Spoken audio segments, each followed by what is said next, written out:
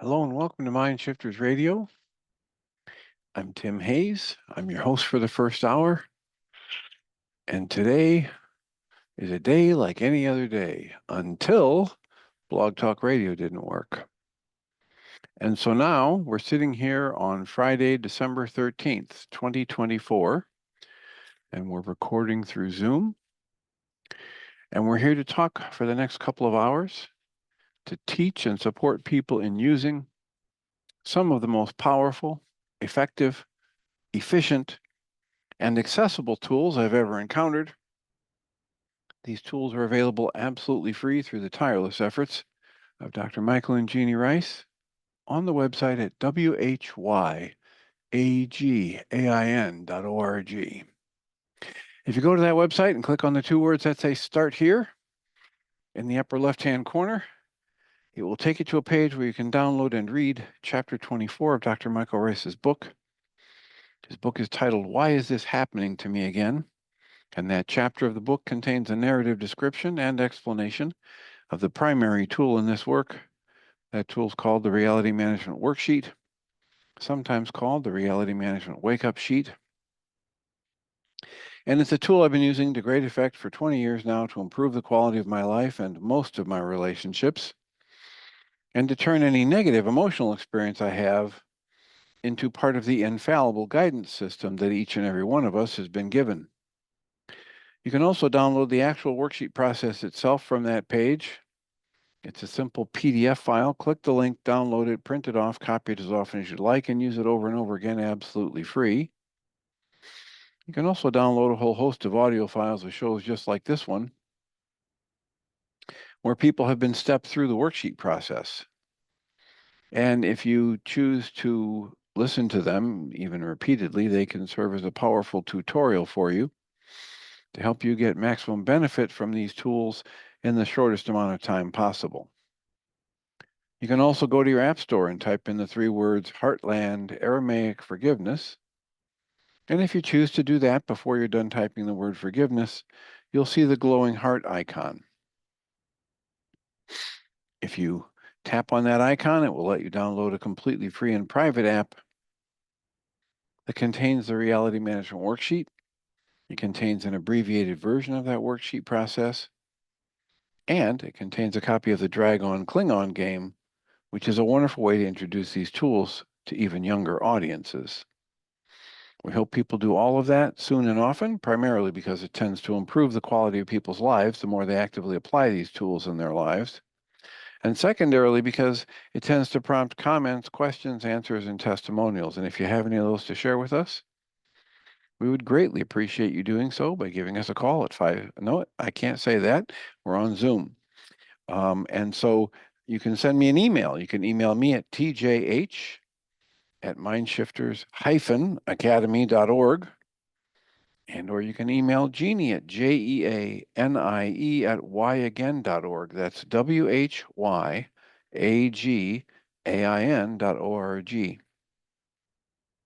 And if we get a comment or a question from you, we will address it on the internet show and then send you a notification about what day and time that occurred so you can listen back to the archives, wherever they will be located, for your feedback or input. And we greatly appreciate whenever anybody chooses to let us in on how these things are landing for them, because it makes it so much easier for us to live into our intention with this work.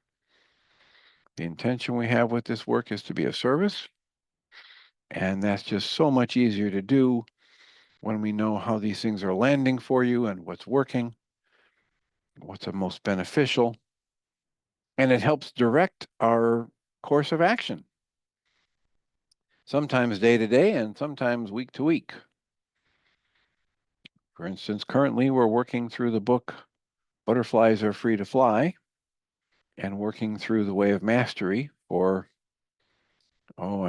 second time all the way through, start to finish, with commentary.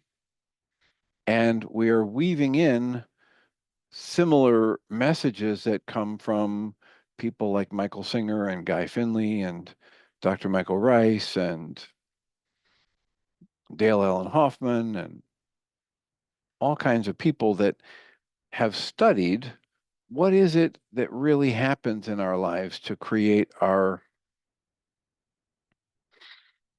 experience of life, our emotions, our successes in relationship, our troubles in relationship.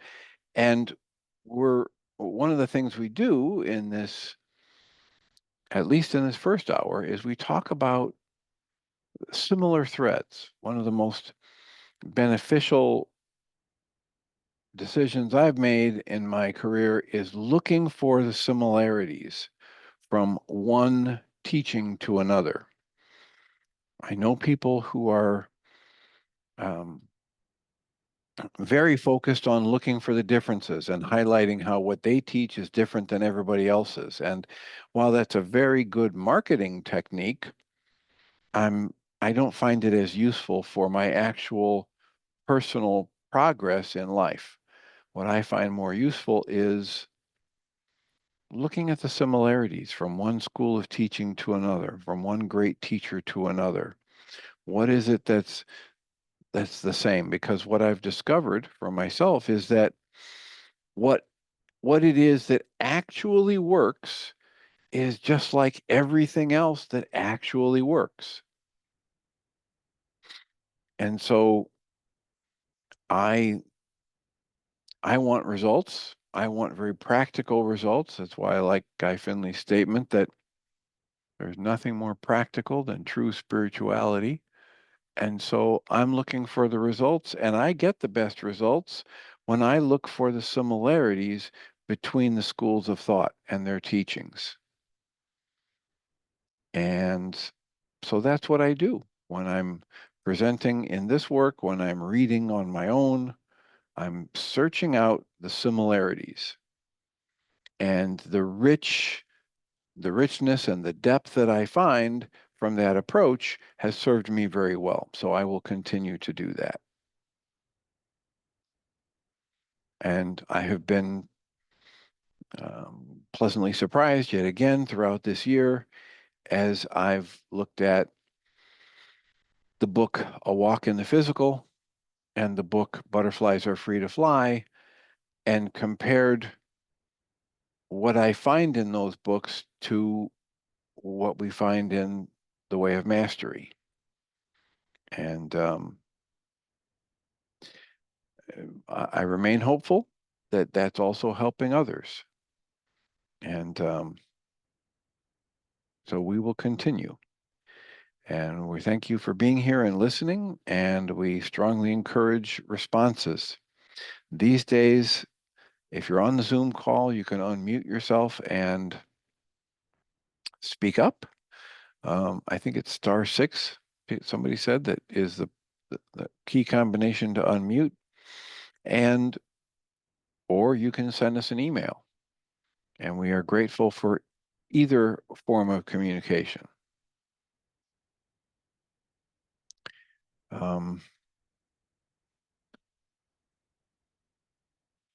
We're in the process of working out a different home for MindShifters Radio. And we are quite hopeful that one of those homes will be the app Needle, Nedl. And if we're lucky, we'll get some progress on that this weekend, and we'll make some announcements next week as it gets solidified. We're also having someone actively work on transferring the archives to a different location. And our hope is that you won't have to do anything different, that you'll be able to go to the whyagain.org website and click on the radio icon and then, or the microphone icon, and then get to the page where the archives are listed by date and click on one and it'll load up for you. And we'll have done the work behind the scenes to make sure that those links on the website have been redirected to the proper location. So again, I haven't said this in a while because we've been a little out of sync with all the changes and Blog Talk being down. But if you have a comment or a question, please feel free to ask it, even if I seem to be in the middle of reading something or on a monologue or in the middle of a monologue. And understand, please, to the best of your ability, that I view that as adding to the show, not an interruption to the show. So yesterday, as I was reading, we were reading in the book Butterflies Are Free to Fly, and we're reading about how we might conceptualize, are we actually living in one giant hologram, or are each of us creating our own holographic experiences? And if so, are the people we're interacting with real in the way that we thought they were real? And the bottom line for Stephen Davis is that he finds it useful to conceptualize that he's here as a player in this life experience, playing a game for his infinite I. His infinite I exists in another dimension that can't experience life directly, but gets that input from me. When I'm happy, my infinite I gets that experience. When I'm sad, my infinite I gets that experience. And my sole purpose is to just be immersed in this life experience and feel the joys and feel the pains and feel the sadness. And I've done my job. If I just do that, I'm in directly and infinitely connected to my infinite I, and that input gets experienced and mission accomplished. I don't have to accumulate billions of dollars. I don't have to cure cancer. I don't have to make anybody else happy. Those things might happen, and yet they don't constitute grounds for success or failure. Just being here and being immersed in life and being willing to experience it fully is mission accomplished. And a little bit moved on from where I dropped off the reading yesterday, Stephen Davis writes, according to Robert Scheinfeld, the people you see as, quote, other people in your life experience serve three main purposes in your holographic experience. One is to reflect something that you think or feel about yourself. The second one is to give you the gift of information or insight. And the third one is to set something in motion to support you.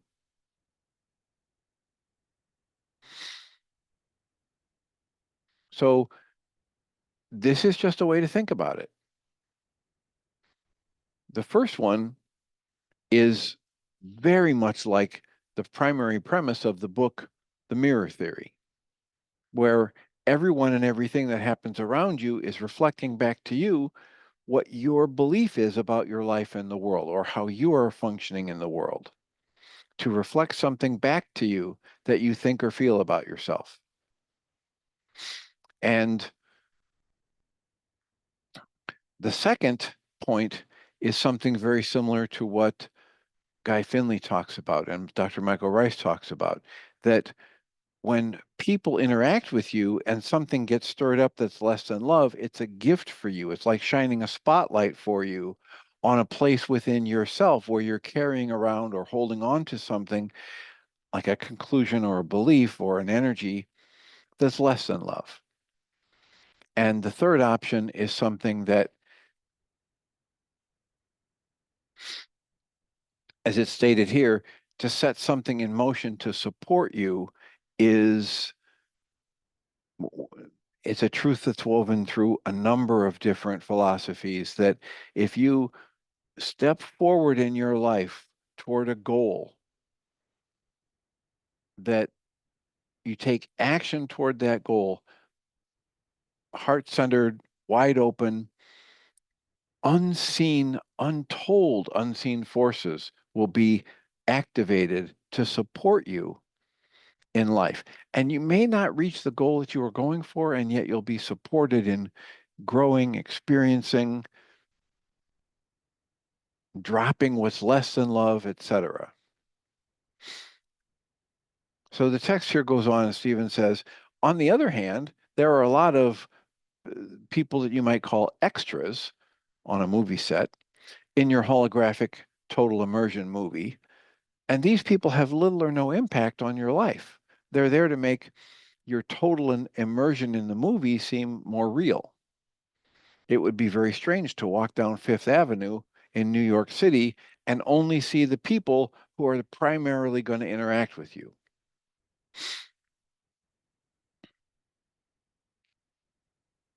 He says here, if you want to see what that would be like, Tom Cruise did a movie called Vanilla Sky, where that's exactly what happens. Also, there's a much more recent movie about video game and video game play and real life in video game play, and how um, so many of the characters in a video game are just there to repeat a random, not a random, but a pre-programmed function. And they walk down the street the same way every time you play the game, and they say the same thing every time you bump into them, etc.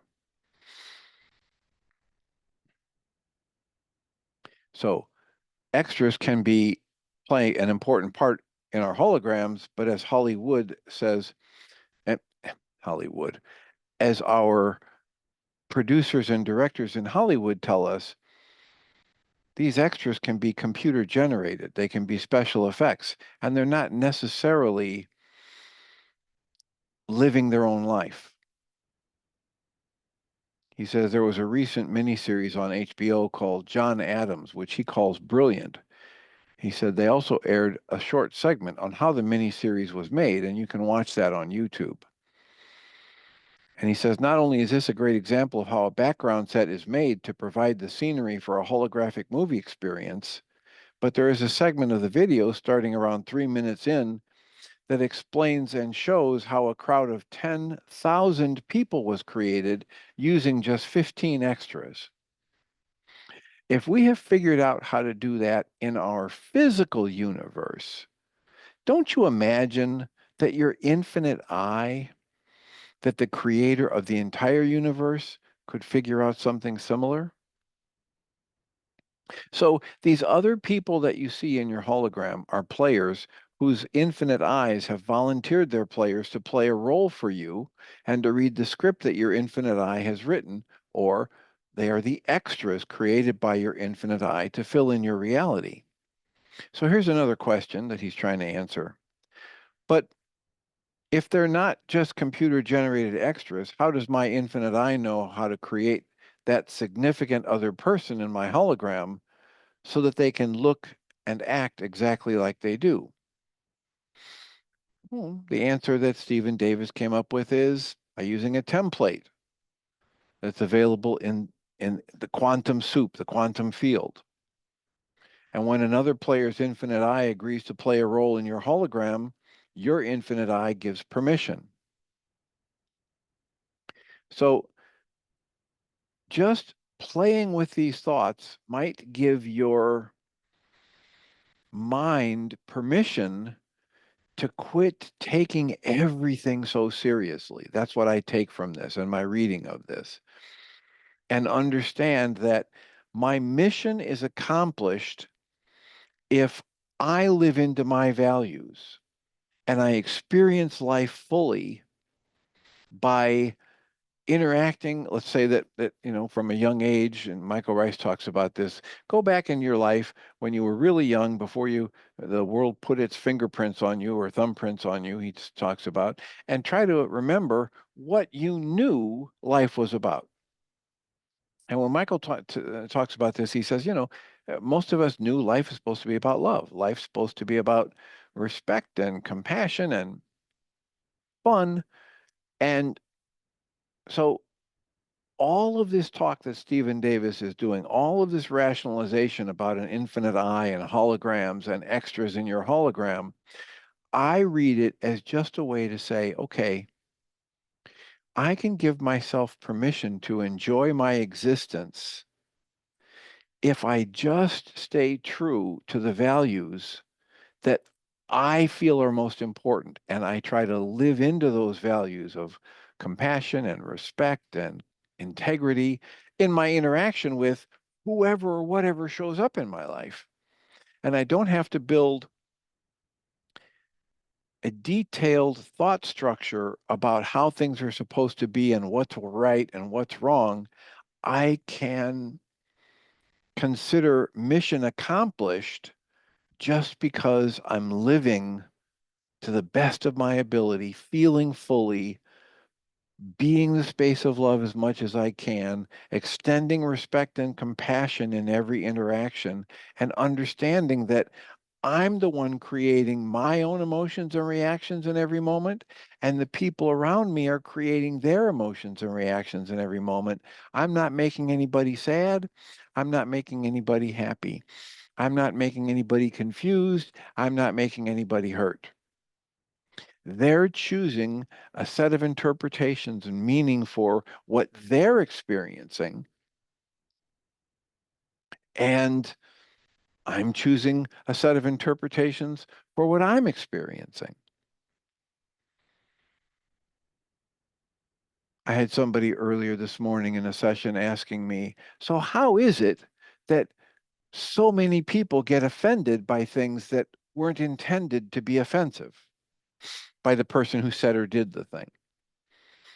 And my answer had to do with just this kind of thing that we're talking about, that each and every one of us is creating our own experience of life based on our past experiences and things we've downloaded from those experiences and meanings we've attributed to those experiences. One of the examples that came up was a woman who, when she was younger, she had a sister who, in terms of the social aesthetics, her sister was considered far more attractive. And so all the boys in high school came to this woman and asked her, hey, can you set me up with your sister? So she grew up downloading a belief that she's not very attractive. And that coloring of her filter of life was full-fledged active when she was in her 50s. And she had a friend who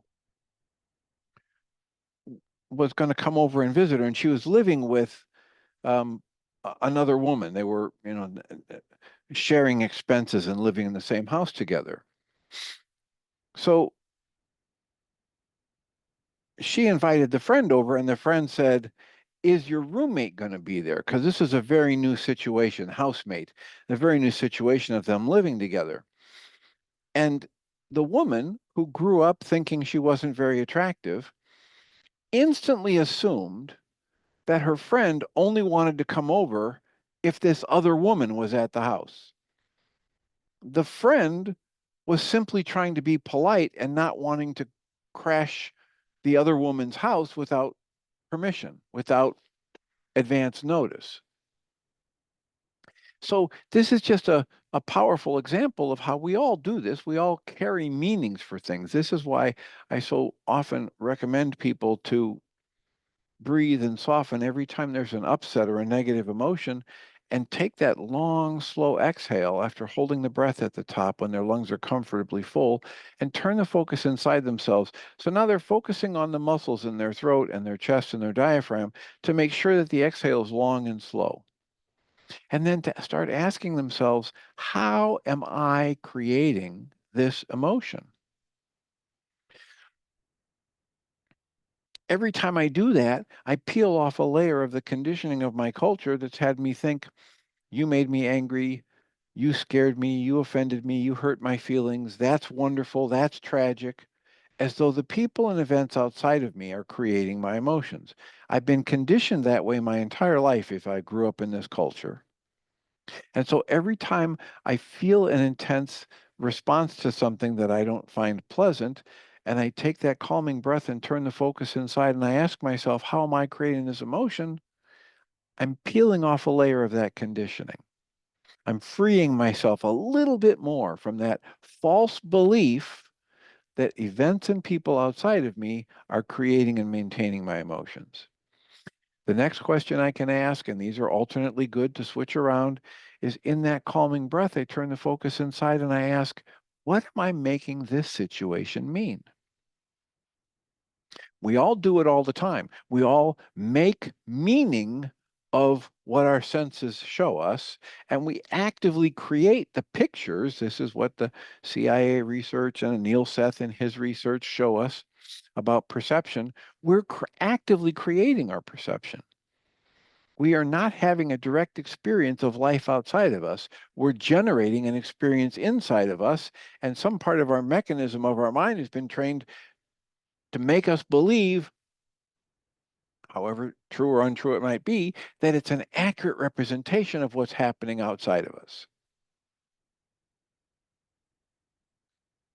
So everything I can do to increase my awareness that my experience of life is self-created, it's generated inside of me, and it's happening, as one of the bottom line observations says, what happens to me and around me in my life is nowhere near as important as how I choose to interpret and respond to those emotions.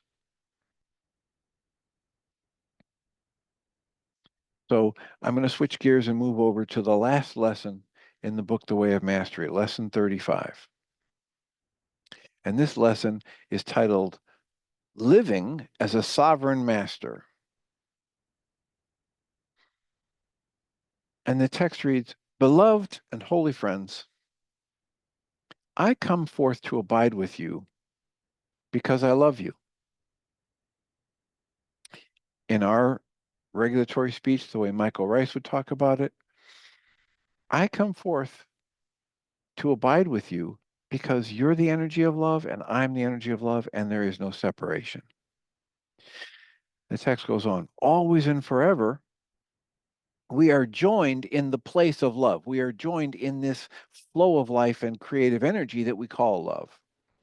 Always and forever, we are joined in the place of capital R reality, what Michael Ryce would call actuality. Always and forever, I am but your brother and your friend. You have many brothers and sisters in what you call a disembodied state. And these entities know you. They know you're made of love just as they are, and they do not come closer to you than you're willing to allow. And that allowance is always the result of your decision to claim your worthiness to have the communication that can enlighten you. So here's a restatement of the old adage, ask and you receive. Knock and it shall be opened. You are indeed entirely sovereign at all times. So again, here we have this pieces that I've woven together in the statement that I make. Two statements. One of them is, you have the infinite capacity to choose the focus of your conscious awareness in each new present moment. And the second statement is, it is the focus of your conscious awareness in each new present moment that actually creates your experience of life. Here's another piece of that. You are indeed entirely sovereign at all times. You and you alone create the thoughts, the beliefs, and the perceptions that you wish to experience.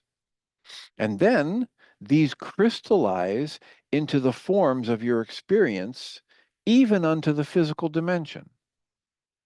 Remember then, in this conclusion of the way of knowing, that there is never a time that you are seeing anything that exists outside of you, your true self. Everything you see originates within you. This goes back to the perception talk I was just having. And our science demonstrates this for us. The text goes on and says, since the only thing you can see is the way in which you choose to cloak or drape the mysterious energy of creation that some would call love. Every neutral event, and there's an entire lesson in this work that says all events are neutral. Every event is neutral. And every neutral event, every moment of arising is merely energy given to you on a silver platter, given to you freely so that you, as consciousness, might choose to have the opportunity to create experience by cloaking that energy that's been presented to you with whatever perceptions and beliefs you've chosen for yourself. You have heard me say unto you many times that only this capital L love, this energy of love, is real. You've heard me say unto you many times that it's not necessary to seek for love. It is, however, necessary to seek for what is false. And as they've talked about in other places in this book, and they talk about in the Course in Miracles, seek for and remove all of the obstacles to you experiencing yourself as love, as this energy of creation. The next section is titled Creating as a Master. And the text reads, in all previous lessons, you've been given many, many tools and much deep, profound understanding to assist you in the simple decision of complete responsibility for every moment of your experience. For in the end, I can give you only this. I cannot receive or relieve you. I cannot relieve you of what you may perceive yet to be the burden of the fact that you are constantly creating and that you are indeed a creator. Now, why would that be a burden? Well, we've talked about this various times over the past couple of years, that we can't ever turn off the creative power of our thought. We're always creating, whether we like it or not. It's like this hose that's attached to the cosmic fire hydrant that's pumping out this creative energy, and it's a creative force. The only choice we have, there's no on-off switch for that creative force. The only choice we have is where we're going to point the hose. Are we going to point that energy over towards thoughts of lack and upset and anger and fear and shame and guilt and hesitation and confusion? Or are we going to point that creative energy towards love and compassion and respect? And because of the way we've been indoctrinated in our culture, and because of our training to believe that people and things outside of us create our emotions, a lot of us would like to just be rescued. A lot of us would like to have someone or something else come along and change our world experience for us. And what he's saying here is he can't do that. That the Creator won't do that, that the Holy Spirit won't do that, that Yeshua himself won't do that. There's no way to turn off the hose. It's always on, it's always creating, it's always open. What you focus on, you're going to get more of. The question is, can you choose differently? Can you choose for love rather than fear?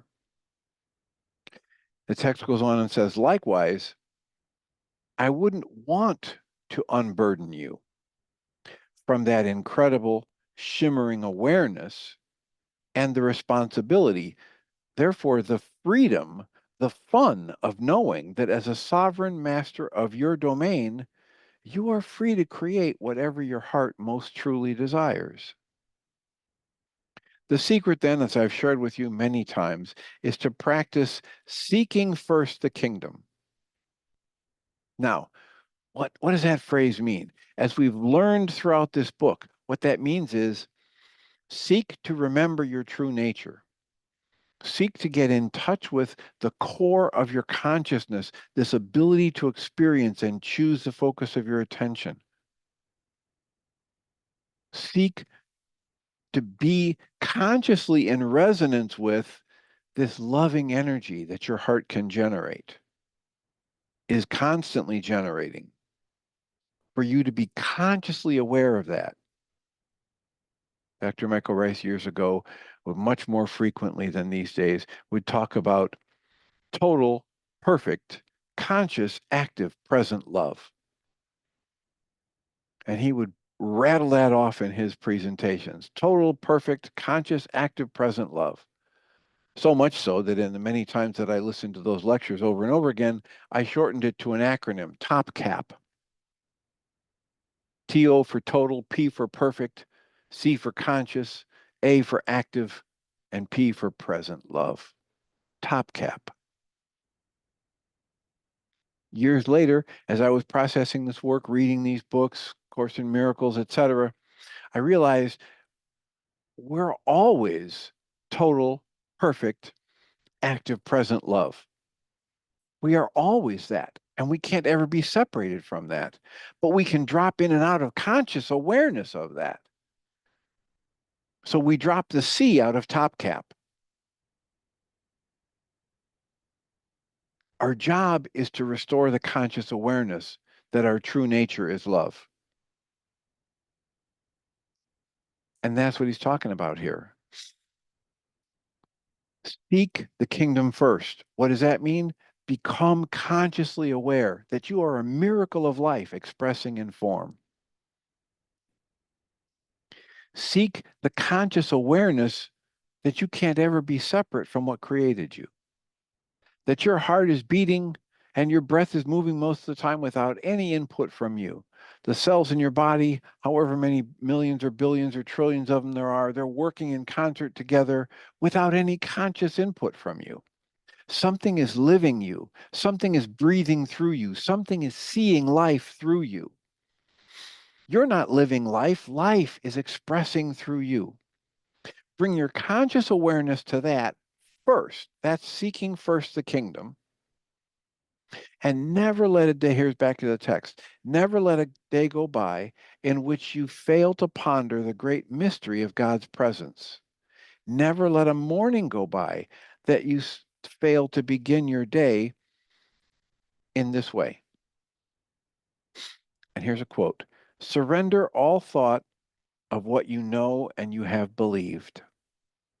Rest in gratitude to the capital O one who has birthed you. Ask only to be revealed to your greater truth, your greater wisdom,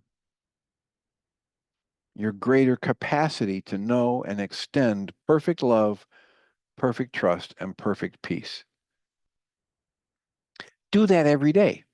Do that moment to moment, and your life will change. The text goes on and says, in the way of knowing, we come to the great culmination that you are indeed just as I am, and that in each moment of your soul's journey, you have literally created the worlds of your experience, just as I did when I walked upon your plane, and just as I continue to do now, even though I'm not walking upon your plane. How then has it occurred that this form of communication could take place? That these words could be written on a page, that I could speak, that you could be hearing through the electronics? How is that? Well, it's not so much that I cleverly set up a labyrinth of doorways to draw you to this teaching so that I could connect with you, but rather, I simply rested in my desire to extend the atonement. By creating that desire, I began to create a vibrational frequency that was emanating from my capital M mind out through creation. That vibration alone is not enough, but where it resonated with the deepest desire of my brother to know the Christ mind, to find a way to serve and to indeed to heal and awaken from any of the last traces of illusion of separation, there was a connection that was formed. It was like two wires dancing about, and their dance caused the movement of energy through them until their energy touches, joining the tips of the wires together. If you're hearing these words, it's because you're choosing to listen to this reading. Something in you is directing you to flow with the desire that's moving through you. The text goes on. This process has occurred between my mind and yours. And you would not be hearing this book unless that were true. You would not have heard of the Shanti Cristo Foundation, and you would not have heard of me, Yeshua, and you would not have been attracted to Yeshua. In each moment of your relationships, whether they be with people, places, or things, we suggest that you learn to pause long enough, which only takes a few seconds, and say this within yourself, quote, I am in the moment of this relationship because I have called this to myself. There is then something within me that vibrates or resonates perfectly with this current situation or this other brother and sister. Again, this is true whether this be a person, a place, or a thing. So this is another suggested exercise. Regularly within your life, pause just long enough to say within yourself, quote, I am in this moment of this relationship because I have called this to myself. That means there is something within me that vibrates and resonates perfectly with this place, this person, this series of events. Close quotes. The text goes on. True change then can occur, not when you recognize that you do not like the relationship you're in, of person, of place, or thing, and therefore that you take steps to get yourself out of it. But true change can happen when you recognize that the relationship and what is occurring within it must be the result of something within your own consciousness. Therefore, what is unlikable in that moment of relationship is merely the flowering of a seed potential or vibration that you have been holding in the depth of your own being. It is then a simple thing to seek first the kingdom, to rest in that simple knowingness, and to gently inquire of the Holy Spirit to teach you and to reveal to you what you've held as a true belief that is indeed false. And as you then see why you've been holding that belief and how it is manifested in the world of your experience, then you're quite free to choose anew. So here's the invitation. Approach life less through the intellect of evaluating things and judging things and perceiving and having preferences and opinions about things. Approach life with the primary user interface being your awakened heart. And each and every moment, ask of yourself, how can I be a blessing to myself and others in this moment? How can this moment teach me? Ask to be taught by life moment to moment. So I'll take a breath. I realize that some people have unmuted. Someone have a comment or a question? I do.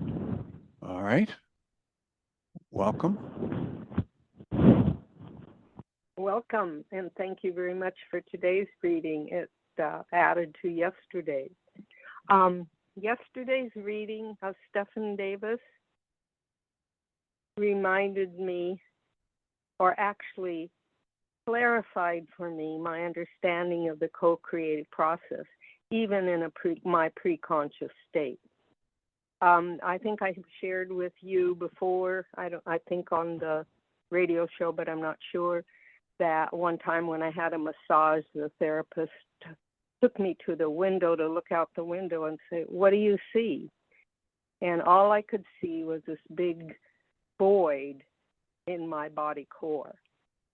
And when you mentioned yesterday from Stefan Davis's holographic example between the one's hologram and us creating our own hologram, it clicked and dropped from just my head down into my belly button when I realized, oh, that's what community is all about, and cooperation. And that when I downloaded the message that my mother sent me and made it my own, I was cooperating in that process.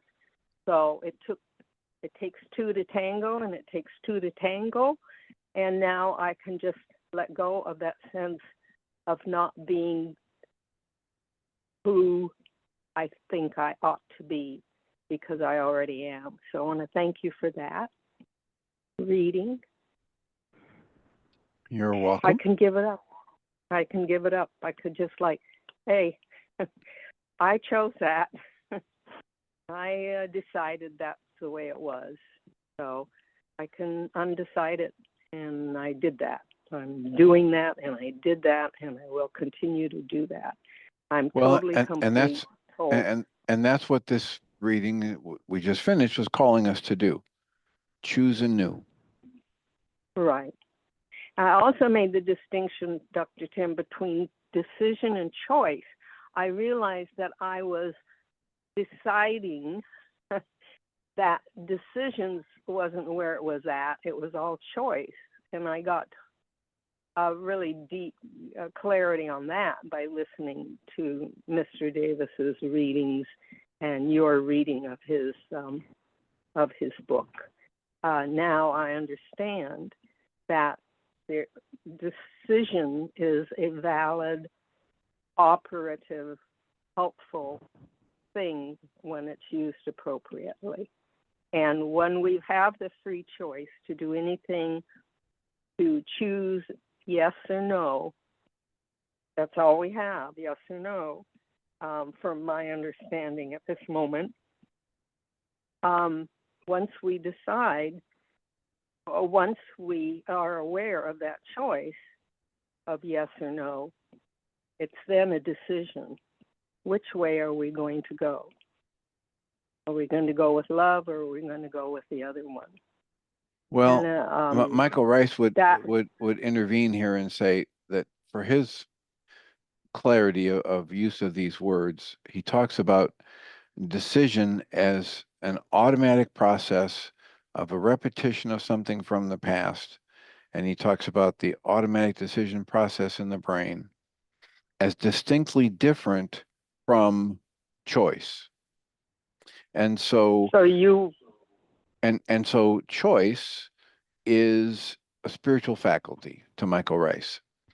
And a decision is simply the repetition of something I've done before because it got resonated into activity by the events of life, Michael would say. The way I say it is, it got resonated into activity by the interpretation that I've chosen to place upon this neutral life event, or the stimuli that are hitting my senses that my perception wants me to believe is the life event. So clarify that a little more from your point of view with me, because I don't resonate. For me, Michael's definition is more a dissing of the intellect, and I don't think creator disses the intellect. It has its appropriate place. And so if you could clarify a little more for me. Well, I don't have the same interpretation of that. There's no dissing of anything.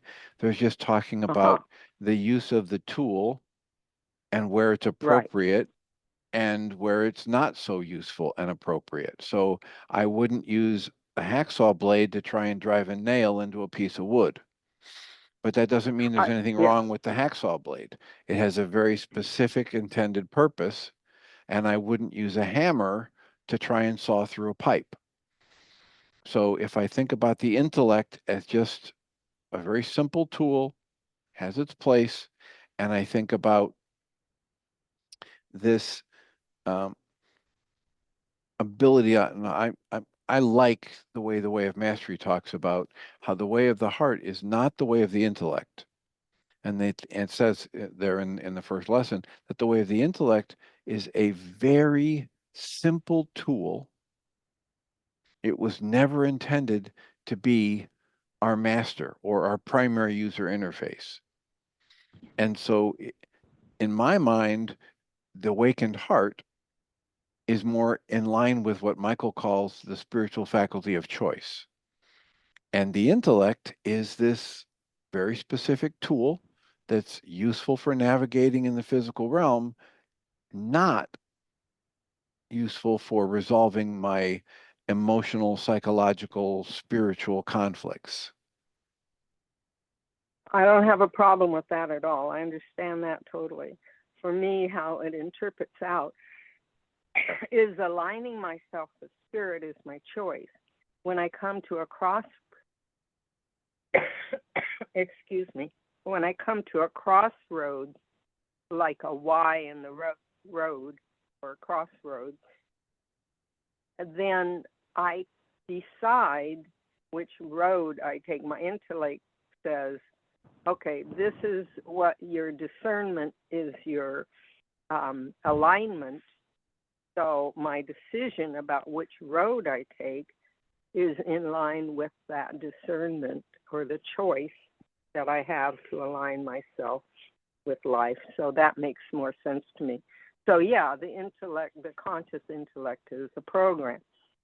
I pick up the hammer when I have a nail, or I make another decision about which tool to use if it's not a nail.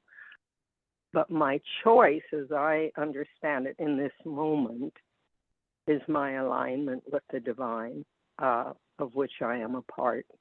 Well, if that works for you, then just think of it that way and talk of it that way and see the results you get. That's entirely valid.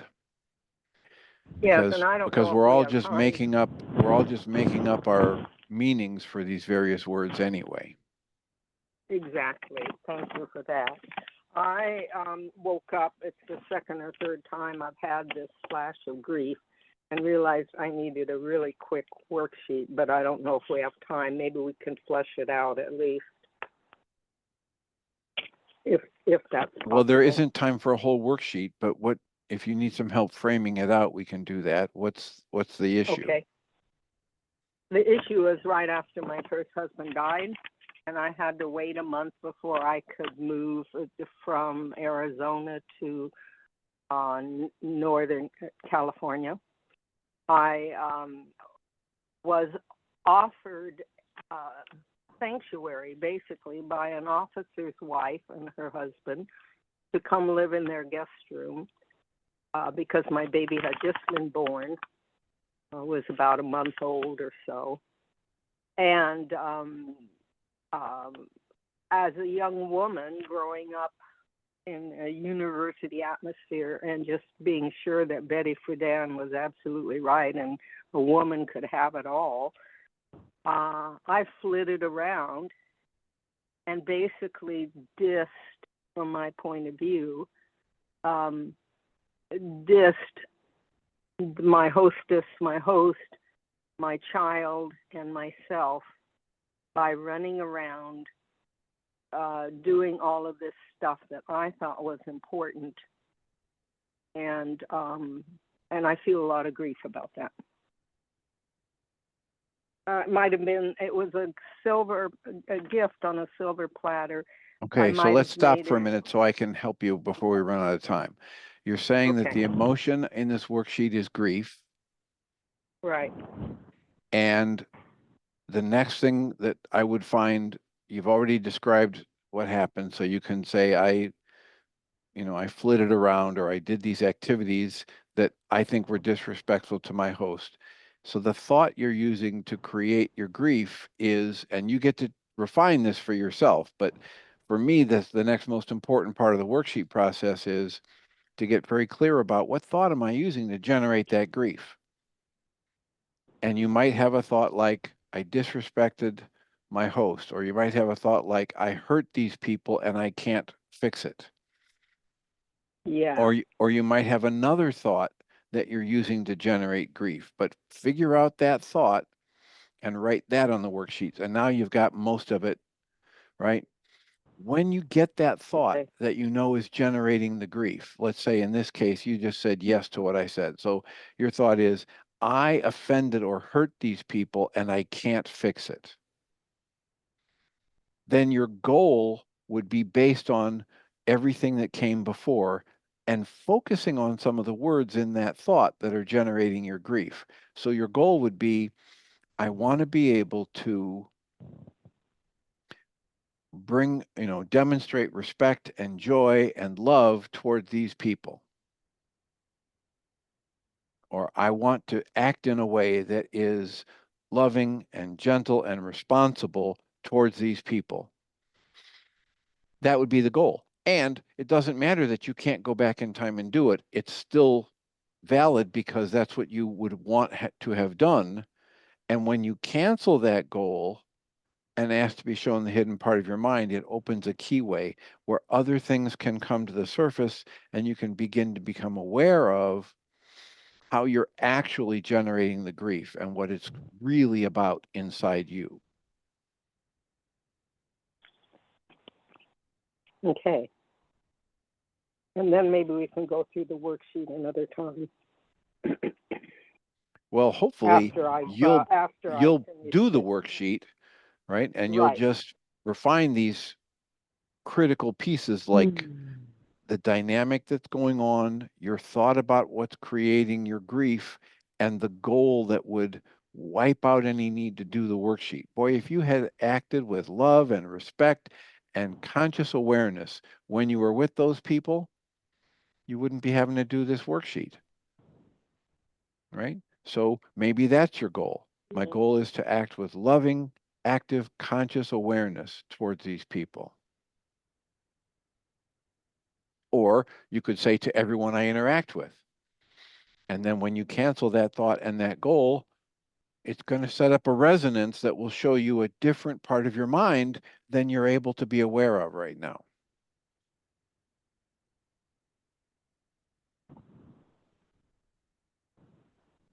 Very good. Thank you. Yeah, but when I get 2 or 3 memory reminders, it's time to do something.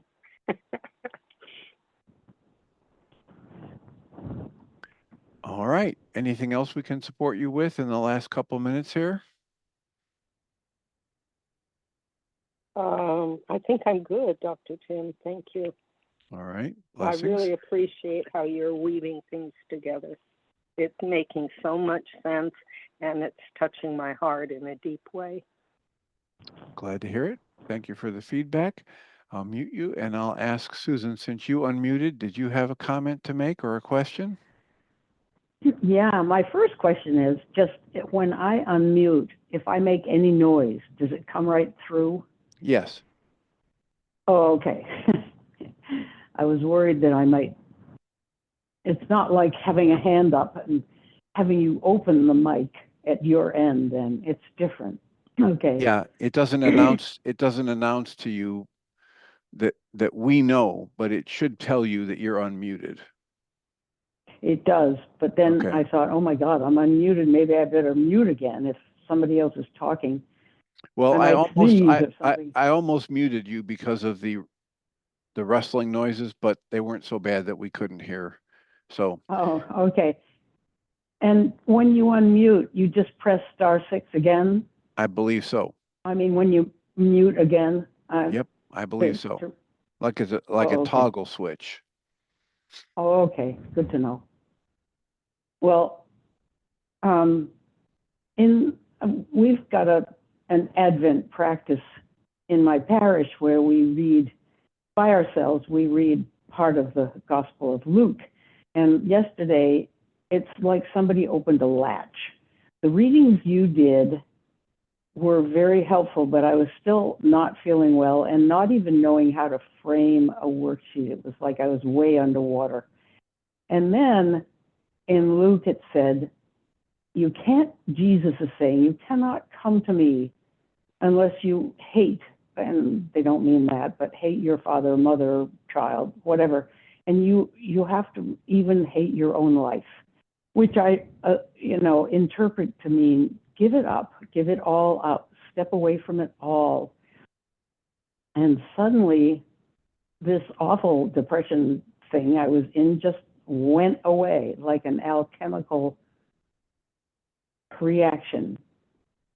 And I felt as if what I've been trying to do is, it's been my codependent relationship with the entire world. I just got a moment, I mean, it's still there, thank God, I hope it stays, of not feeling I have to fix anything or do anything for anybody at all. And that's part of the reading, give up your trifling treasures and you need do nothing. And there are so many ways that you've been leading us to this same place of surrendering into calm and allowing everything to be as it is, not feeling responsible, which is very hard. It's been hard for me, and it's something we hand down to each other through the generations, is feeling we need to help fix other people or check up on them and help make them feel better, so forth. So I just wanted to say that you asked me yesterday, how is this helping? And I wasn't ready to answer, and I shouldn't have even tried to answer you, but now I'm answering. It's just the comments, the way you pull together different readings, and now adding to that our little gospel assignment for days of Advent. It's just been the most healing, wonderful thing. Yay. So thank you. All right. Glad to hear it. And I would suggest that you bring that up with Michael, because he's got this take from the Aramaic on the word hate. And, Yeah. Yeah, I'm sure it doesn't mean that. Well, the idea that, just the intro is, and Michael can clear that up with you, is that it basically means to be separated from someone. Right. So, right. So if you loosen your attachment, right, think of it in terms of giving up this intense identification with these other things so that you can have the mental bandwidth to just really align with whatever these teachings are that Yeshua might be making. So I'll mute you so you can listen in.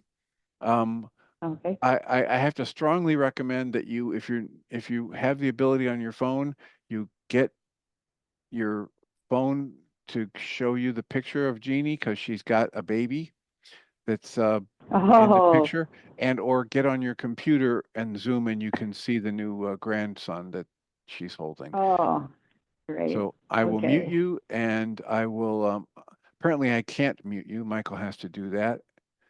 So blessings, and have a wonderful show, Jeannie. Hi, thank you. Yeah, this is Lincoln Elias. Gorgeous. Doing really well. Thank you, Dr. Tim. I appreciate you. Have a great show. Thanks.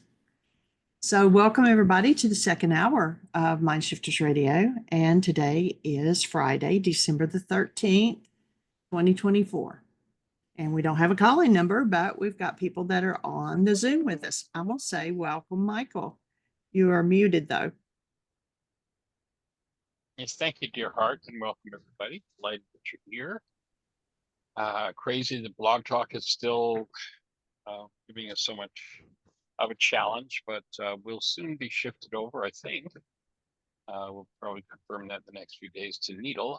If you want to download that app, N-E-D-L, then once you download it and select Dr. Michael Ryce as I still think we need to work MindShifters Radio in there somewhere, sweetie, or big or importantly, MindShifters Radio.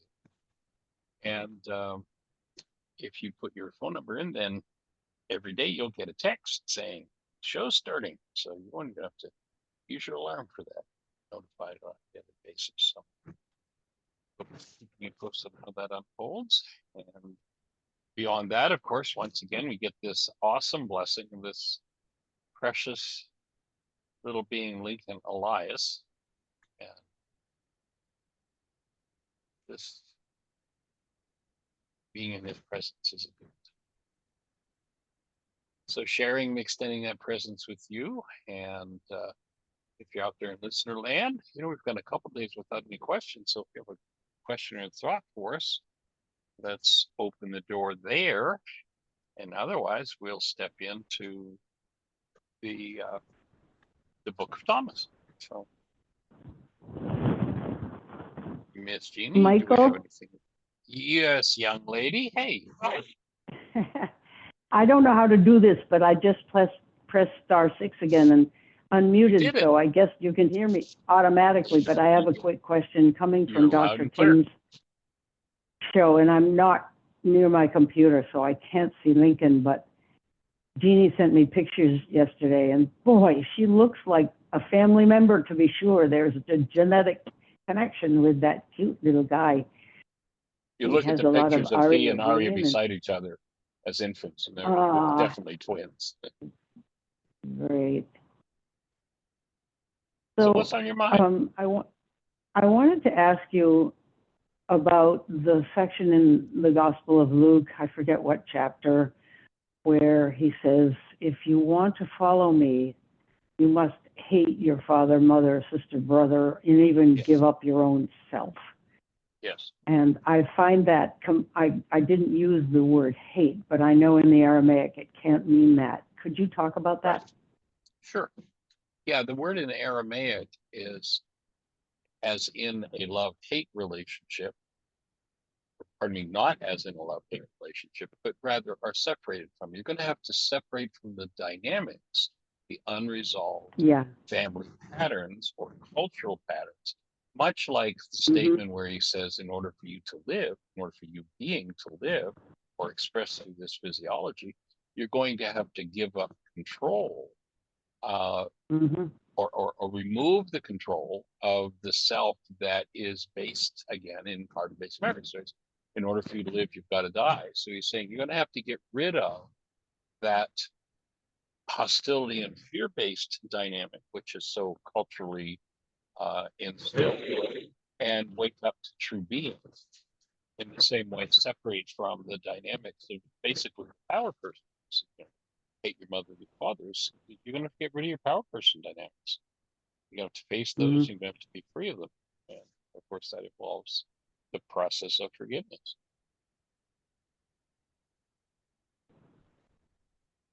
Does that make sense? We've had, oh yeah, it does.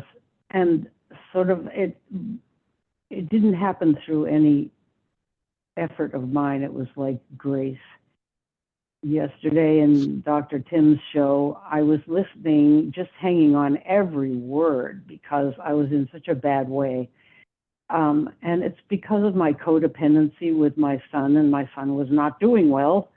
And I have been pretty balanced and detached and non-codependent with him. Right. And I don't know how I got back into feeling so badly about him, but The Way of Mastery and the book by Stephen Davis that he's been reading, and the Christian Sundberg book, and Dr. Tim has this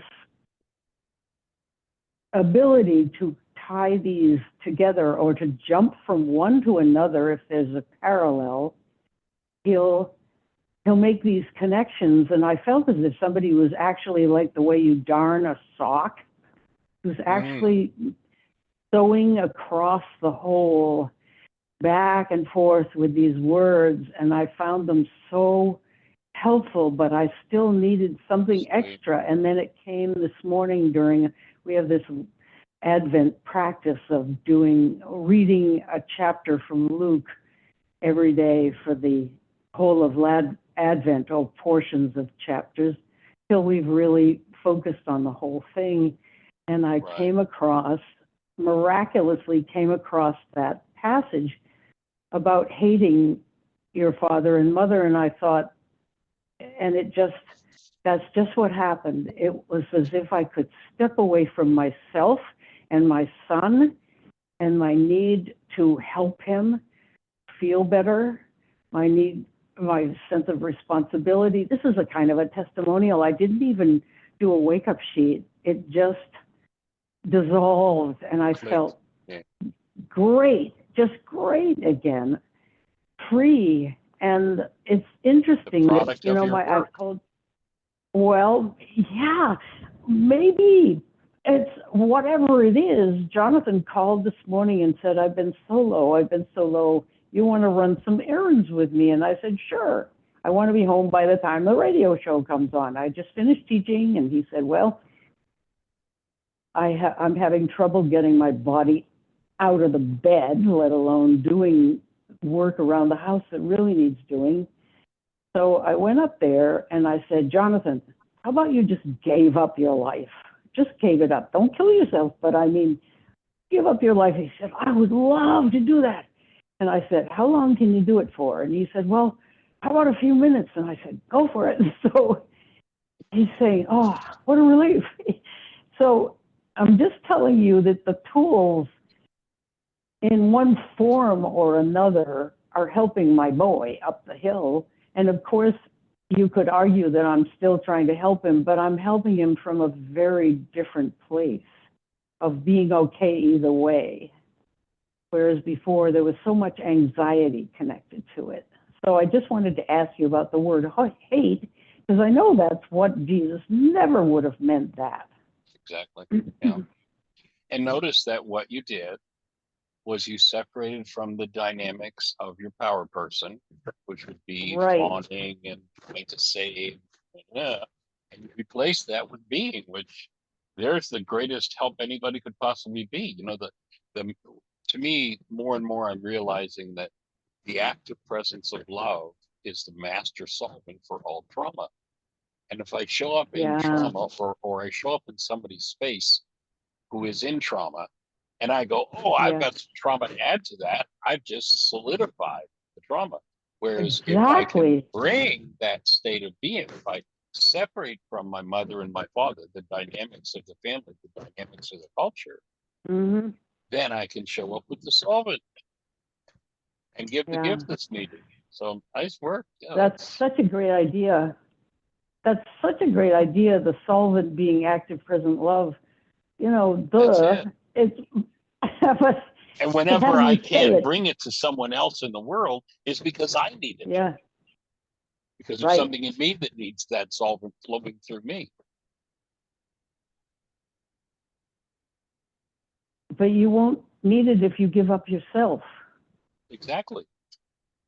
And when I'm having difficulty with, it seems, with what's going on with someone else, it's because there's a difficulty in me that I need to let go of. There's something in me that I need to be free of.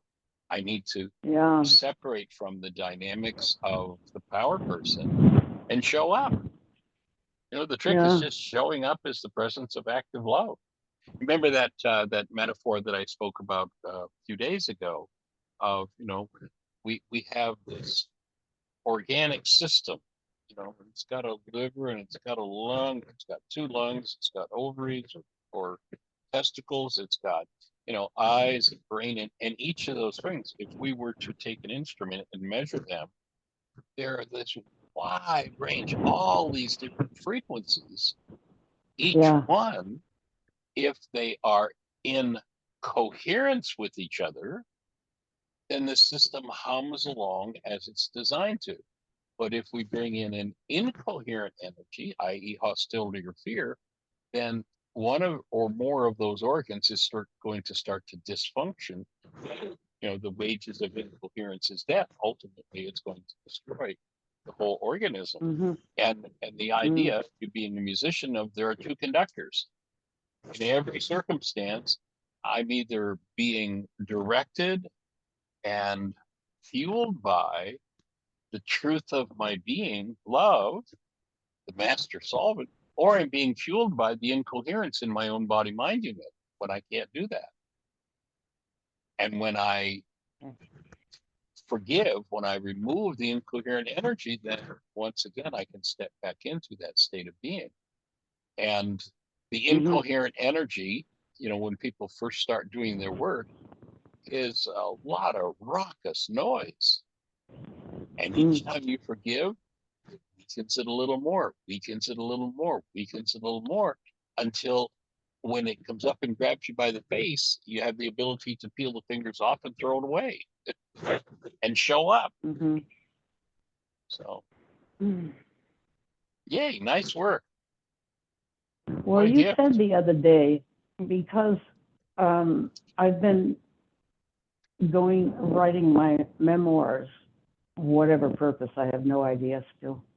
But you said, what an amazing way of processing.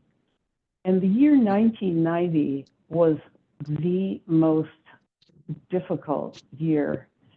And I won't go into the details, but my son was not well and my husband was not well. And I used music, composing, to disappear, to get away from that for periods of time into a world that was just delicious. And it was hard work, but I would escape there as a way of disconnecting, probably in a very healthy way. I wasn't ignoring anybody. I could always turn my attention back to them, but I would turn my attention in a very codependent way and just worry and feel terribly for them. And you said, what a way to do some processing. That's what I get when you say that.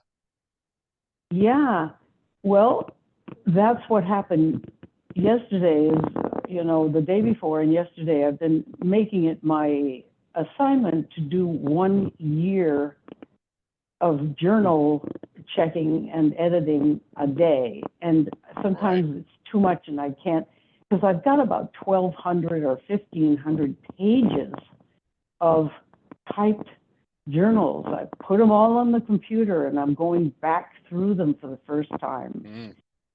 And it's going to take another pass or two because a lot of that is repetitious, can be cut. I'm looking at tremendous emotional repetition of patterns of dependency and wanting things that are not healthy.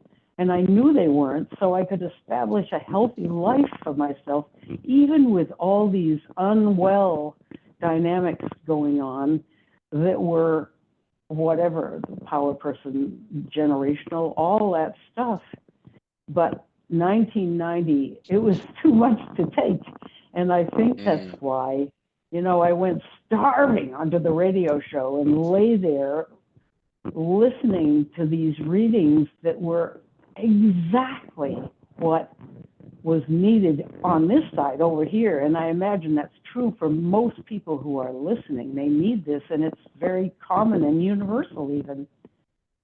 But somehow it's amazing how things fall together, but you're having sort of given me justification and permission to keep doing this project, which is it's like a magnet. I can't wait to get to it each day.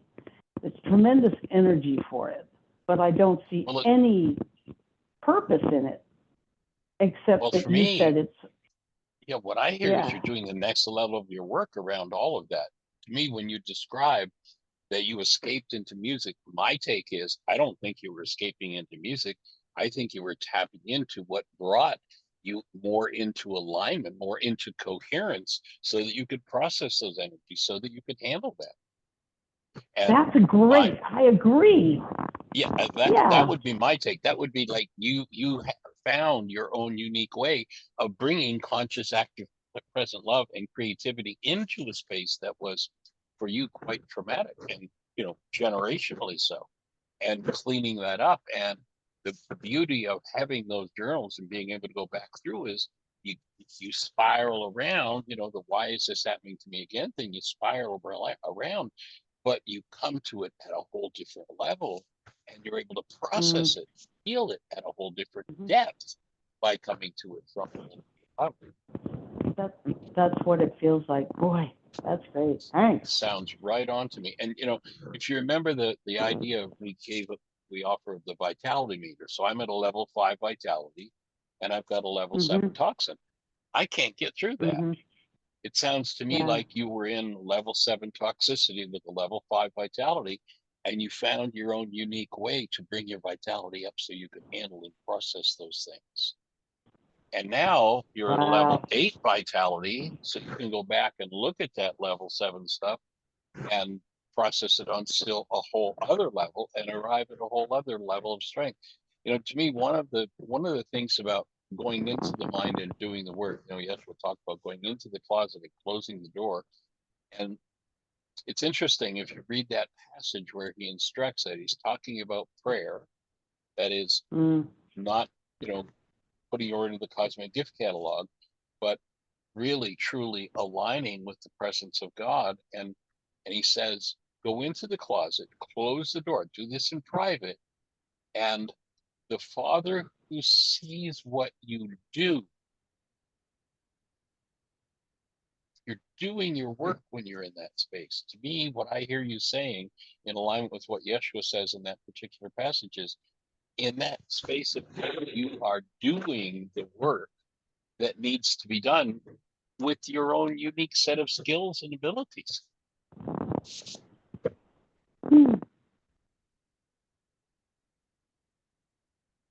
Wow. And now at a new level of vitality, you get to do it, the whole thing, at a whole different level, and have the benefit of the experience, the growth. That one of the things we're going to go into in the book of Thomas is the idea of the woman who's, he talks about the woman who takes a little bit of leavening and puts it in this big quantity of flour, and all of a sudden she gets these huge loaves of bread. Full focus on the growth. It sounds like you intuitively found a way to do your growth through some pretty traumatic times. So that's pretty powerful. Whoa. Pretty powerful. Thanks for putting it. Have you ever seen the film? Like that. Let me get my brain to it. I Can Only Imagine. Have you seen that film? What? Oh, I Can Only Imagine. I don't think so. Oh, you've got to get it. Being a musician, you will love that film, and you will see the healing that happens and the energy that moves. It's really powerful, very touching. Say the name of it again, Michael. I Can Only Imagine. It sounds familiar. It's a true story about a young kid who, as a kid, he's horribly abused by his father, and he finds his escape in music. He's always listening to music. I mean, I'm talking as a little kid, and he eventually becomes a musician, and he writes that song. Ultimately, true story. He writes the song "I Can Only Imagine." Oh yeah, I've heard the song. That's what it is. Okay. Right. Well, the whole story behind it and his healing process came through music. Wow. And I think you'll find it, you'll relate to it very powerfully. It's a really touching, I get goosebumps thinking about it. The music in it is so touching, and the movement that this young man makes, and then the breakthrough that he and his father create is from really pretty horrific abuse. It's powerful. Wow.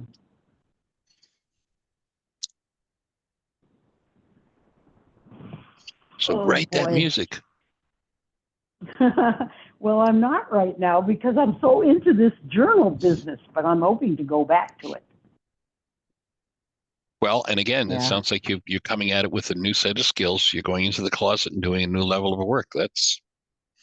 And the expansion, the loaf, the larger loaf, the larger result, the growth you'll get from doing that, taking that leavening and putting it into your life is is exactly what the kingdom of heaven means in Aramaic. The word heaven can be properly translated. When they said the kingdom of heaven is within, can be properly translated as the kingdom of expansion is within.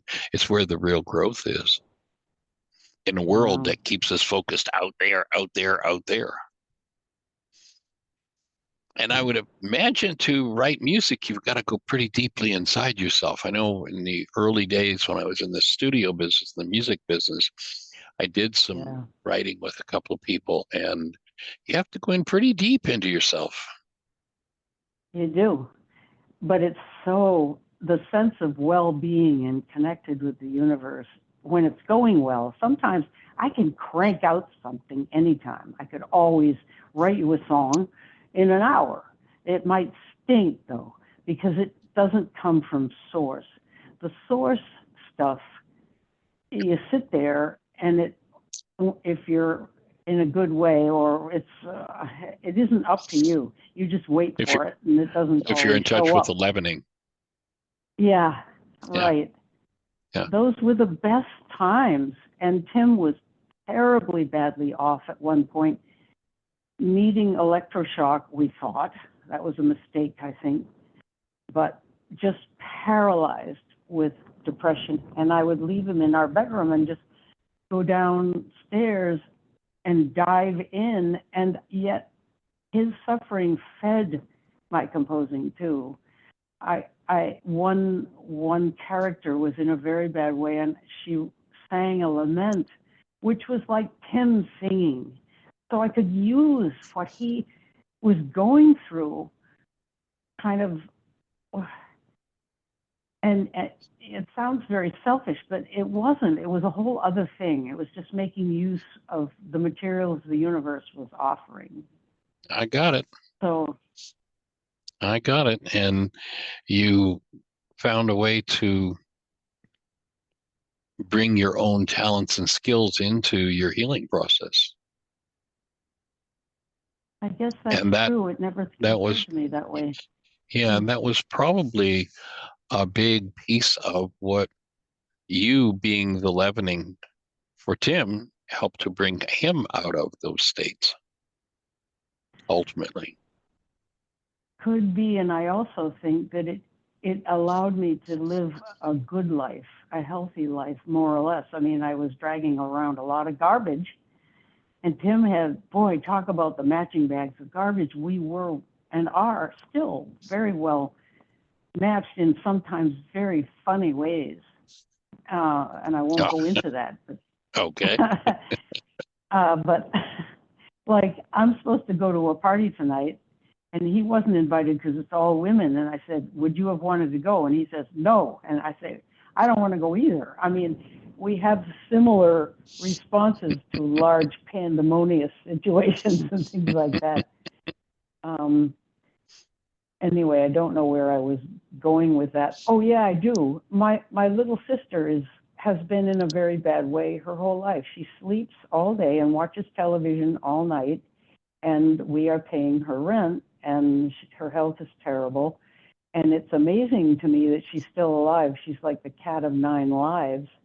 She's been at death's door, 2 suicide attempts, 2 bouts with cancer, terrible asthma, but she has 3 cats, and she's allergic to them, and I've told you that before.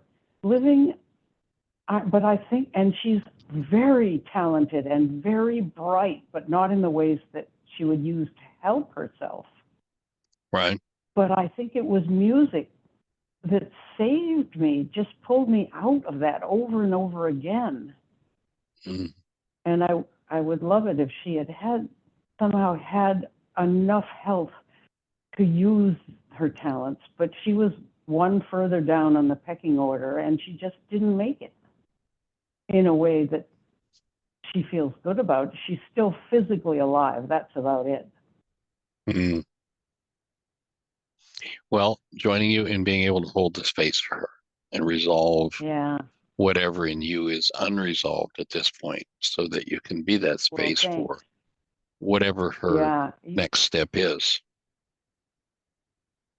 Yeah, you gave me a mind shifter. and I haven't done it because it just doesn't gel. It doesn't. I don't argue with it. It was. I don't even remember the exact wording. It was. There will be a way for our family to heal from the sexual abuse that occurred in our family in the generations, and I'm sure there was. But I know about her, but I'm heartily in agreement with that. So I'm not writing on the opposite side of the page because there's no opposite side of the page. Anyway, that's a whole other topic, and you go ahead with your reading, but sometime maybe I'll fuss with you about that at some point. Sure. And I think there was a component of that was about your healing in regard to that. And so that would be the place I'd suggest you might do some writing on, because what you were dealing with at that moment was still some, and I'm not sure exactly what the word was, resentment or something toward her. Oh, yeah. For having done that. Yeah. And so, you know, put the focus on what's coming up in me that takes me out of the space of being, that I can't deliver being to her. And that's going to unwind all kinds of family complexities. You know, the complexities of obligation and abuse and, you know, all of those things. You know, I get the sense it's almost like, you know, a series of tight interwoven springs just locked up. And when you let those open, then you're going to be free, and you're going to be able to create another level of space for her to handle whatever was going on with her, that she did that, and whatever is going on with her currently, that she's holding such trauma that she's, I mean, what you've described in relationship to her is what I hear as possibility of being a whole lot of self-abuse over guilt. Say the last thing a different way. Her self-abuse and guilt? Yeah, well, my take when I think about what you shared over the years around your relationship with your sister and the state that she's in, that I suspect that a dynamic that's probably going on in her life is the self-punishment for what she's done, for the guilt she holds around what she's done. Oh, wow. I don't hear that in our transactions. She's mostly angry that people don't understand her. And she has said, I don't want to work. You have money. You could take care of me. Why aren't you taking care of me? Nobody understands me. It's the blame. She has taken the blame angle, and I've taken the guilt angle. Generally, not always, but I think of myself as neurotic, and she's has a character disorder. I don't know the words for it, but it's very different. The world owes her how she feels. And remember that anger is not an emotion. Anger is a drug. It's an anesthetic. What's she anesthetizing in herself with that anger? Yes, when you're a member of the one world religion of blame, you're blaming it, you're pushing it on somebody else. But the truth is, it's all SIN, self-inflicted nonsense. I mean, anger is a way of bringing an incoherent energy into one's own energy field and therefore punishing self. Even though the projection and the conversations about, well, I want to punish somebody else because they're the problem in my life. The fact is, it's self-punishment, self-inflicted. Wow. And without the tools, unraveling that's pretty tough. Yeah.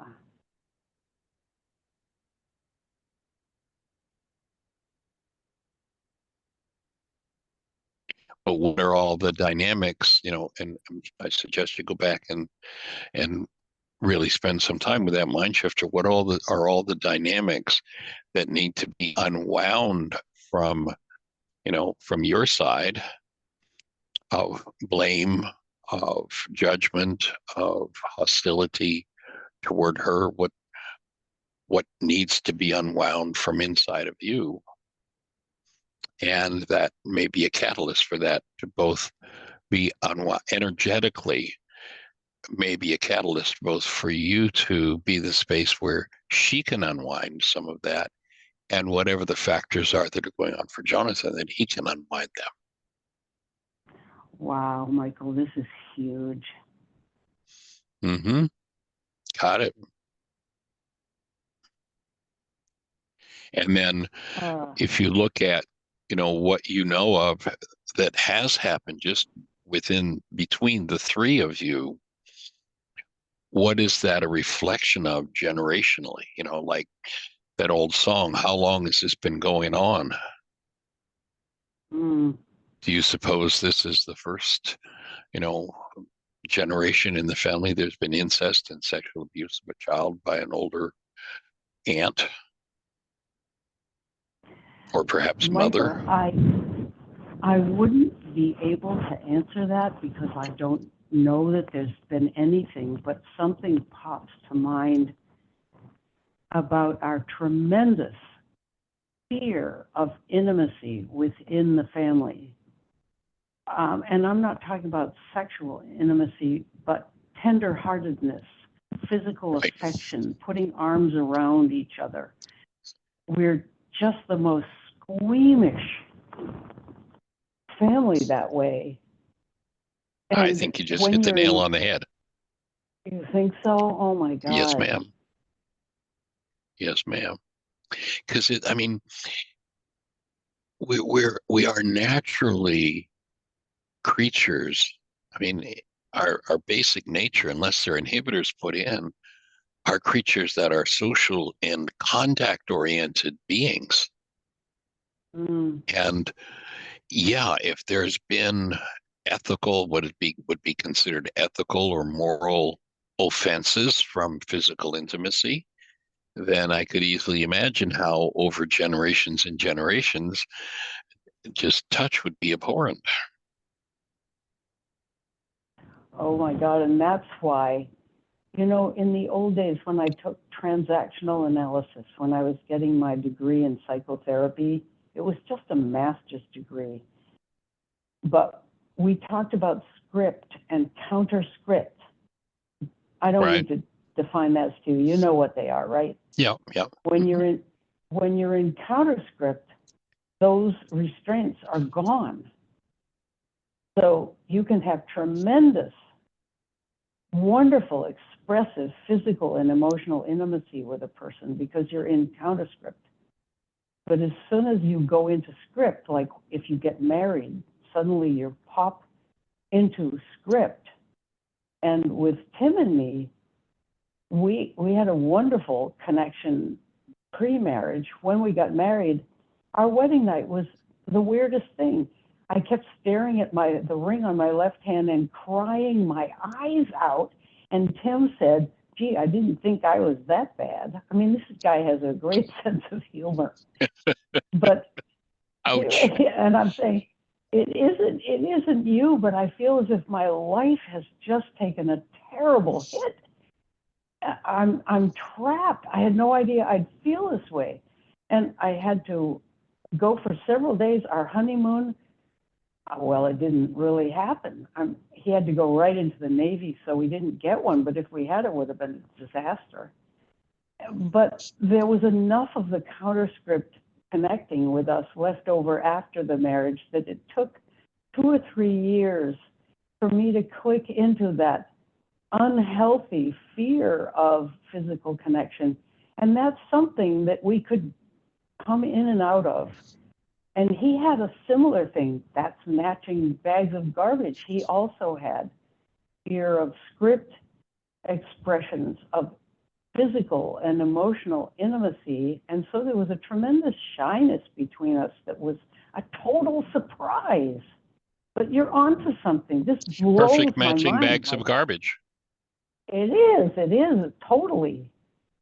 And that's, the visual that I got when I first started talking about this was it was like several different springs that were interwound with each other, just like tightly, impacting Yeah. each other. And as you work with that mind shifter, you'll be able to start to unwind those things. And I think you've just started the unwinding process on the next level. I don't even have that mind shifter. I might be able to find it, but I sort of abandoned it. Could you recreate it? Well, we could create one now. I don't know that I could recreate that one. I don't recall the specifics of it, but right. Okay. So it's safe and healing. Mm-hmm. Give me just a second here. There's a couple different things. One of the thoughts that comes is that what you might want to do with this as you write it is take some musical interludes where you sit down and play as part of, as you identified that moving into music was part of how you brought the presence of love into the difficult processes in your life. And so that might be something to do as part of working with this mind shifter, because I think you're going to be unsealing some pretty tight doors. Yeah. So it's safe and healing. Mm-hmm. And I have the inner presence of love.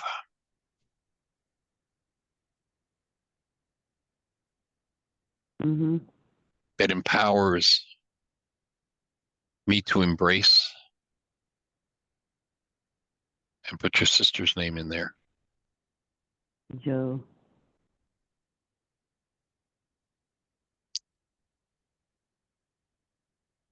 Wow, Michael.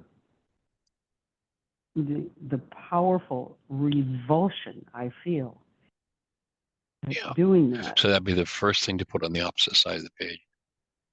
Mm-hmm.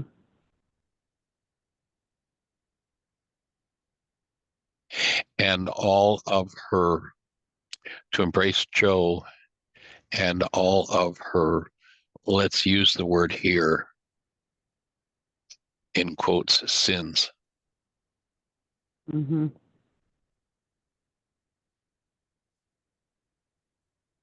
Yeah. I don't even want to do this. Yep, perfect.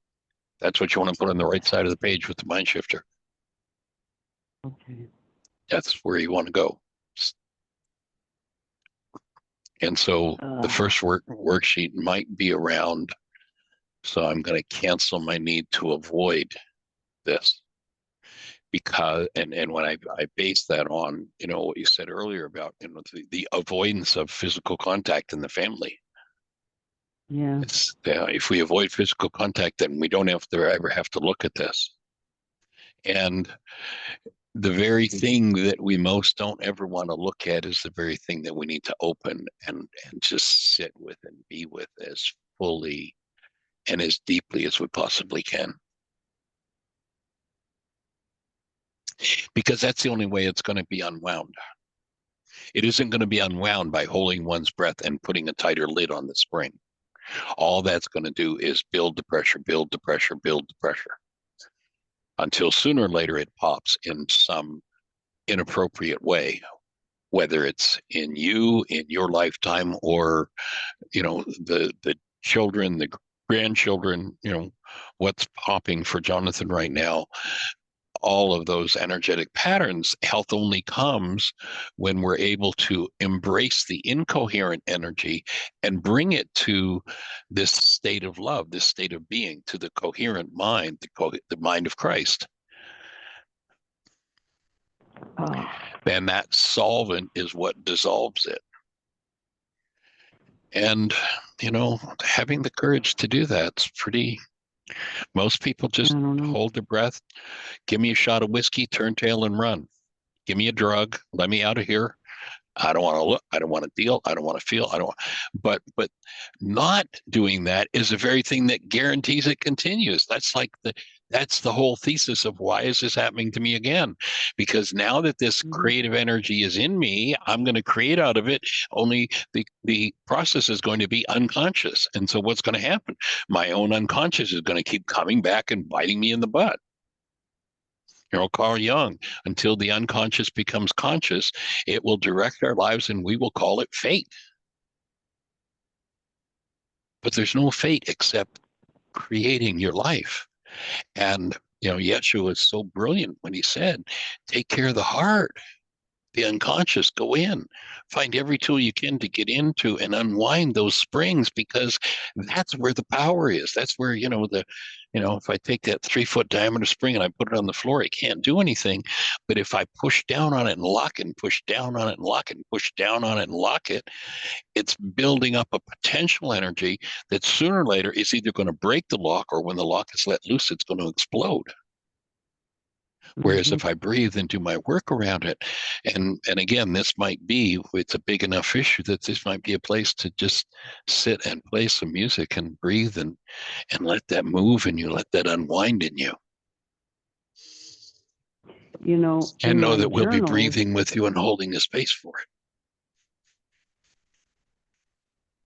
it. In my journals,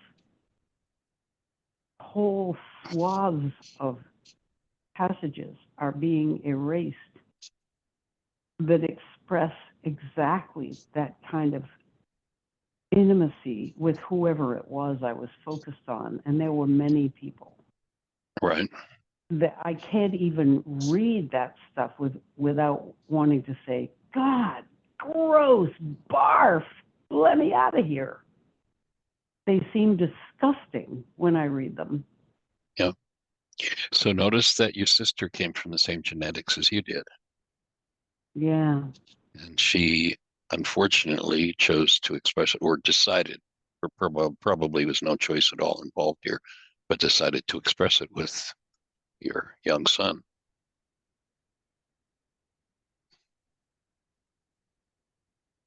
So complicated with that. Because she used to steal too. And this is a kind of stealing. She used to steal whatever she could get her hands on. Small change, pieces of gum, go to a store, shoplift, take toys out of a friend's house, even things she didn't care about. She'd bring them home. That's connected somehow. Yeah. And what that sounds to me like is that's a compulsion, an uncontrollable compulsion that comes from what one has dissociated from. And afterward, looking at those behaviors one is abhorred at oneself. We'll go back to that quote that we've read several times from Francois Fenelon about the filthy reptiles in a hidden cave when we open the unconscious. And there's nobody that doesn't have any filthy reptiles in there. Although everybody wants to pretend, no, not me. We all do. Right. And until we're willing to literally let everything in physiology totally, completely soften, open, and allow the breath to access the deepest parts, which is oftentimes one of the reasons for resisting breathing, because what am I going to have to look at? But the beauty is, you don't have to be responsible for it. You don't have to own it. You just have to let yourself process through it. Process through it? Is that what you just said? Yes.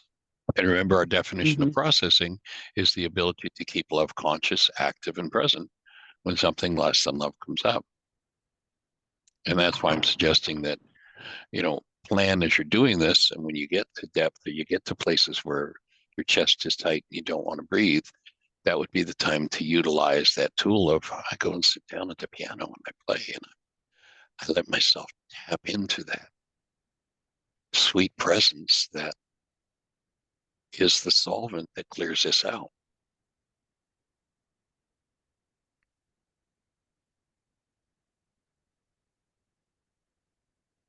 I honest to God don't know if I can do this, Michael.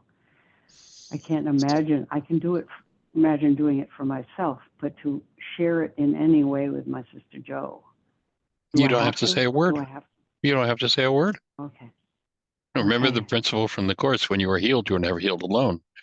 You've heard me use the example before. We've got this old aluminum door in the basement. It's been there for 75 years, and it's crusted up, and it's all there's all kinds of dirt and gunk in the track, and everybody in the family's gone down and tried to. We had this one uncle. He was like Superman, and he couldn't even budge it. It was so filthy Mm-hmm. and tied up. But when somebody with the tools went down, cleaned the track, broke all the old adhesions off around the door, and lubricated it, and now that one person did that, anybody that goes down to that door can just take one finger and push it open now. So you don't have to say a word. By doing a piece of work of this magnitude, you literally change humanity.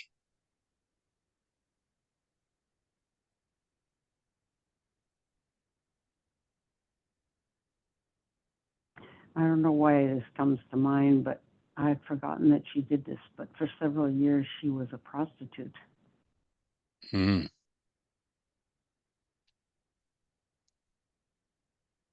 Uh,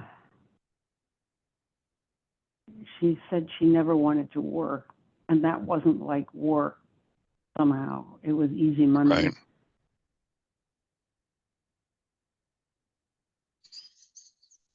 Maybe that was because she was in counterscript there too and could do that outside of the family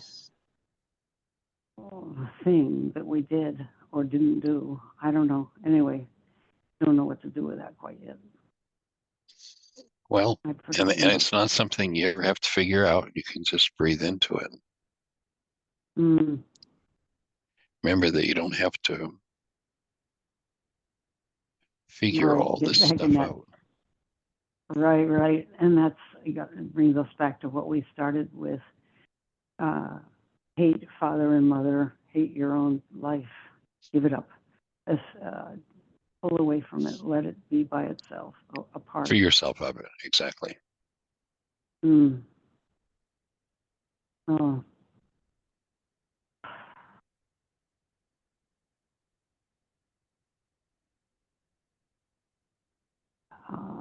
Okay.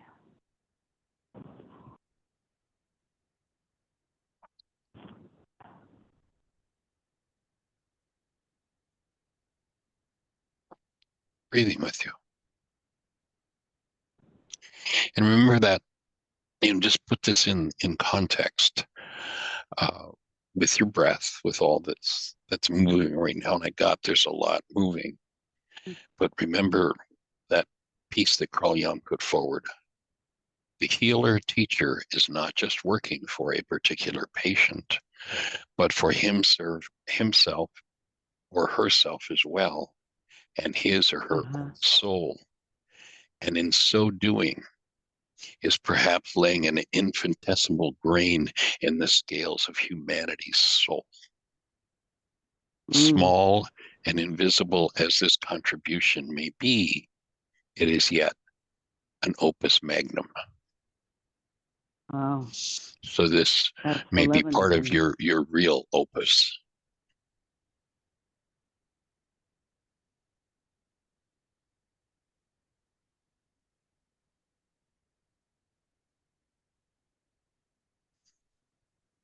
Breathing with you.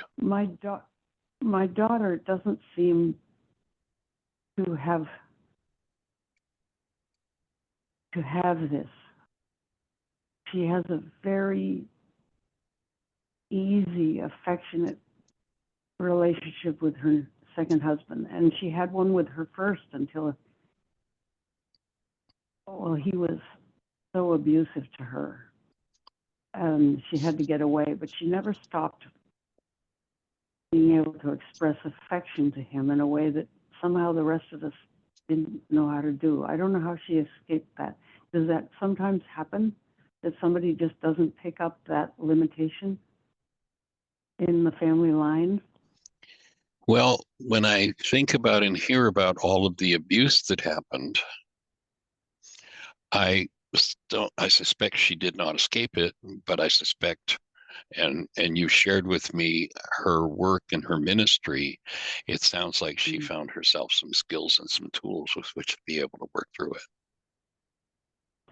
That may to be be. able to move from Yeah. that initial relationship that was so horrifically abusive into one where she's cared for. It sounds like she found a set of tools. And when I hear about her expression in the world and the kind of support she brings to a world of trauma, I suspect that she found some effective tools with which to do her inner work. She does say that. She says being a priest has healed her, that celebrating the Mass is one of the most beautiful and delicious things for her to do. And she sings the Mass too. So she's got that. That's the whole idea of priesthood. You know, the priest wasn't somebody with magic fingers and a magic mind when a magic connection with God. The priest was one who had done their work and could be the space and hold the space for the healing of whatever showed up. That's, anyone who has not done their inner work can't be a priest. And that's why we hear, of so much abuse in ministry work and churches and such, because they're people who haven't, done the work of Yeshua. That's the component of people that said, too hard a saying, who can hear it? I'm out of here. I don't want to face that. I don't want to deal with that. Right. But it sounds like she's entered into a true priesthood that, it wasn't about somebody being magical or having any powers that anybody else doesn't have. It was simply about those who did their work earned the role of being the space, of being the priest. I think she's done that. The key, and the key at this point to me would be your work to earn your priesthood in this regard would be able to minister to your sister, truly minister from a space of connected love. Wow.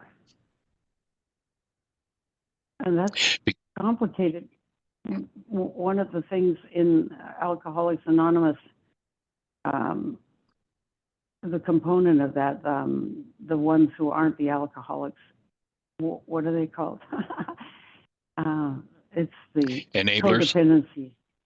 Yeah, the enablers, because we're enabling her in so many ways. And I guess I've confused that with, I'm supposed to be tough and I'm supposed to withhold, and I've got a lot of thinking about that to do. That's all. I don't have to do it right now, but yeah, I would offer that, when I shared that visual of these springs that are all tightly interwrapped and interconnected with each other and strapped down or locked down. Yeah, that would be one of those springs. You know those funny toys where you put a spring in and put the cover on, and it's a clown face, and then you take the cover off, and the clown bounces out of the box. Pops out. That's what that's what I'm picturing. You're cramming this round and round the mulberry bush. Out. The monkey chased the weasel. Oh my God. Okay. That's it. So, each of us has a project of unwinding the weasel that's in us. That's funny. And when the weasel is unwound, the weasel is healed. Well, he certainly does expand. He leaps right out of the box. Ooh. So the ultimate objective would be to enter into that kingdom of expansion, which is where, instead of being locked and restricted by those tight bands, you can open into the full breath and the full state of being and welcome it as a gift. But it Michael, doesn't look like much of a gift when all that crap is in there to be undone. It's, I right. understand fully why a lot of people start this work and they get excited because the possibilities are just monumental. But then when they start Mhm. actually having to feel and deal with what's in there, it's like, no, I'm out of here. Yeah, Don't make me look. right. I don't have to mention to her what she did to my son. This isn't a No, matter of disclosing things. no, no. Again, you don't ever have to say a word to her about the work you're doing. But can you be the space for her, with her? And when I Yeah. hear, you added a whole other dimension to the level of trauma that she must be holding Mm, when you mentioned that she had gone into prostitution. yeah. My my reality about prostitution would be in a repressive culture like this one would be the self-worth, the self-deprecation, the evaluation of self has got to Right. be pretty deeply traumatic. Right. It has. It does. Right. That's true.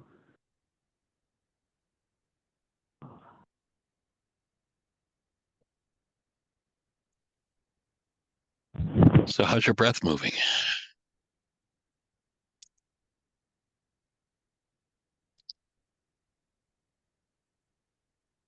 This is probably the core of the resistance you have to breath. To Rukadikuch fully, freely moving in you.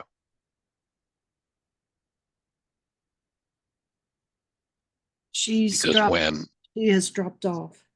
Oh, okay. I don't Let's know see if what she comes happened. back in. Yeah, she might have lost her connection. We'll see if she comes back in.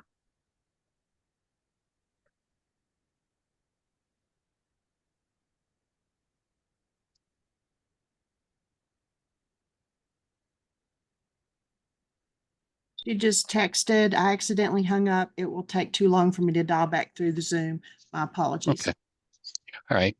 Well, we'll just say thank you, everybody, for joining us. We're right on 2:00, and I'll just go ahead and give her a call. Okay. So, everybody, thanks for joining us. Breathe. Hope this has opened some things for you and insight and healing. And know we're holding the space, and it's time for us each together, individually and collectively, to create the best year yet of our eternal lives. It's an awesome gift to give the world. Blessings. Bye bye.